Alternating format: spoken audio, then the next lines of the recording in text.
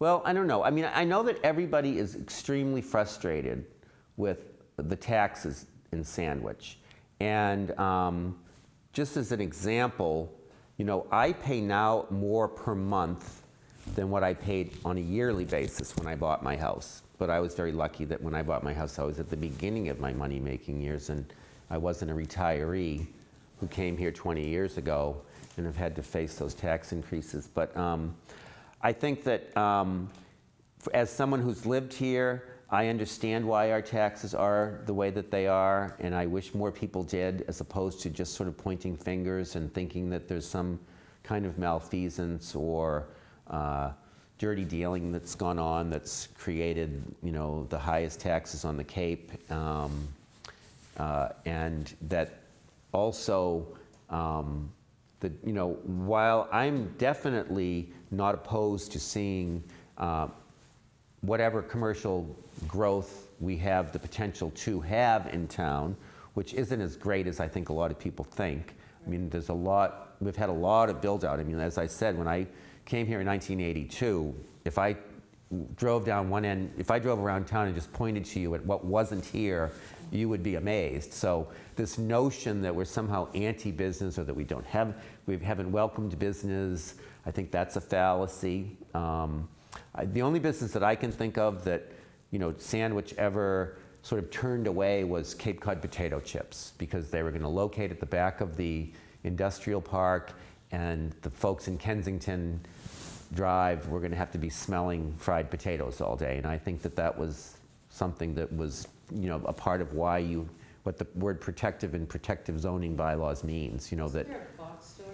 Well, there was Costco was planning on coming to town, but they pulled out. You know, that's another thing. A lot of people think, oh, you know, they were driven out, or, you know, what happened was actually, if you remember, there were 2 people killed at exit 2 before the days when we had traffic lights. Yes. And when Costco was coming to town, there were no. I mean, I had a friend who used to visit regularly, and he would, you know, and I lived very close to exit 2, and he would get off at exit 3 because he said, I can't get off the road.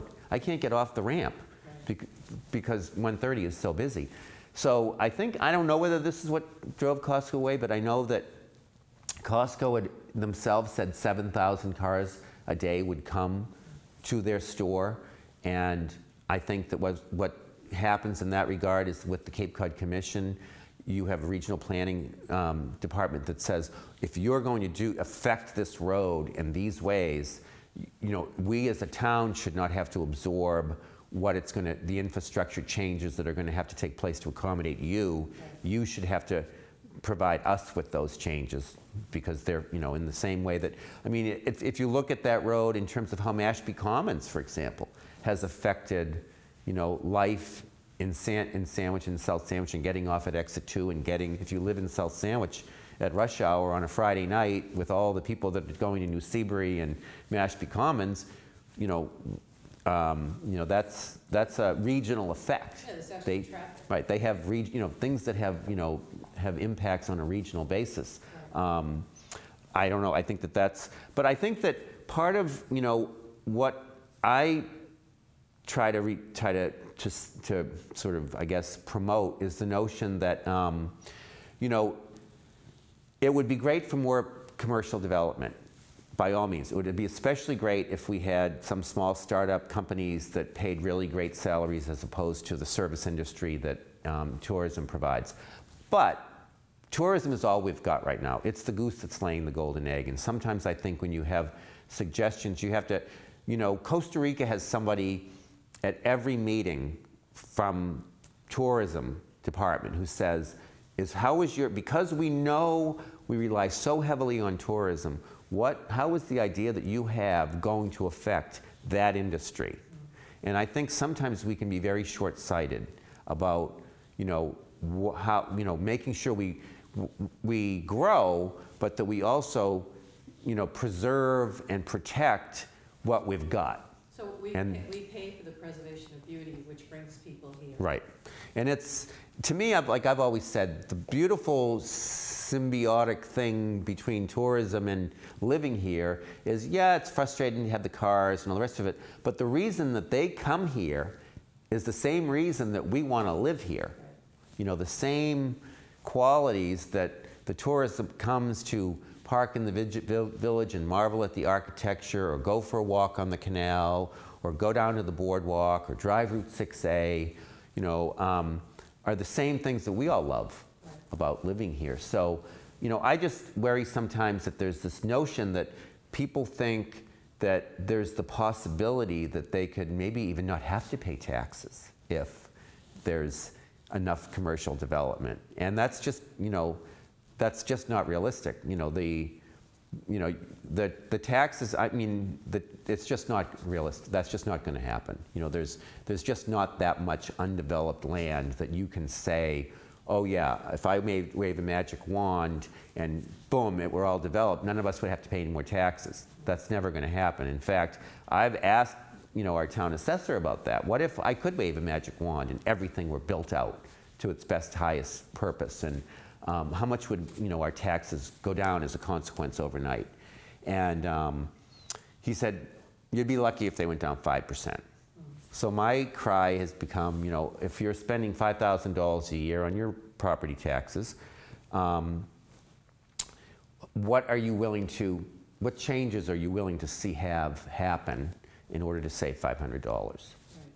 You know, and you know, not that I scoff at $500, but on the other hand, I think, you know, as we go forward, we want to be careful about, you know, everybody gives lip service to the notion of preserving and protecting, you know, our assets, our historic assets, and which are in part our commercial assets, because they're what's bringing those tourists down.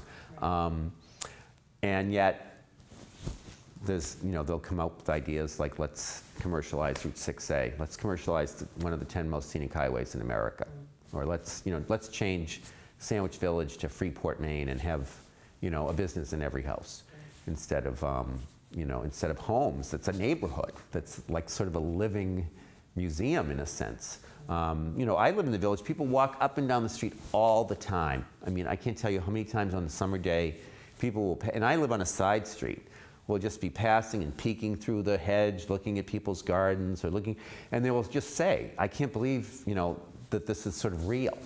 Because we're spoiled. We see this stuff every day. we've grown up in New England, but, you know, I have relatives and friends from the Midwest who come all the time, and they're just astounded by how beautiful and historic and preserved Sandwich is. It's like So, being back in town. yeah, it is. So, I think that, you know, while, you know, we all want as much tax relief as we can get, we also, you know, don't want to shoot the goose that's laying the golden egg. And I'll leave it at that. Perfect. Told you, just push that on button. I know, really. I thought it prompted me. All right.